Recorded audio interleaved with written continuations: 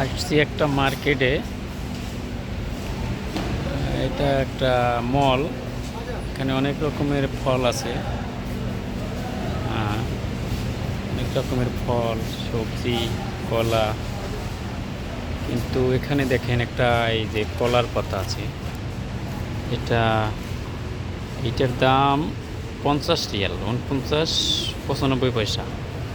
50 Real এই half KG কলা পাতা, প্রায় বাংলাদেশি টাকার প্রায় 1500 টাকার কাছাকাছি।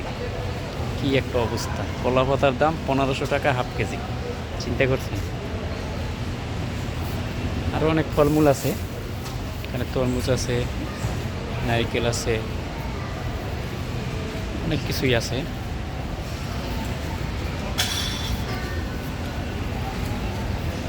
এখানে আরও একটা ফল আছে, অনেক ছোট ছোট কমলার মতো, অথচ আসলে জানি না এটা কী ফল, অনেক টাকা দাম।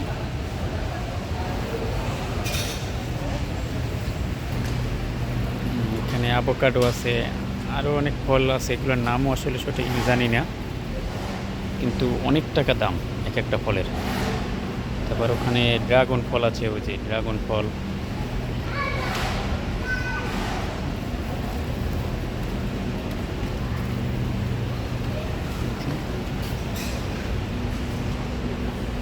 এগুলো অনেক দামি দামি ফল অবশ্য। এখানে অনেক জাতের আম আছে, অনেক জাতেরই আম আছে। এই যে দেখেন,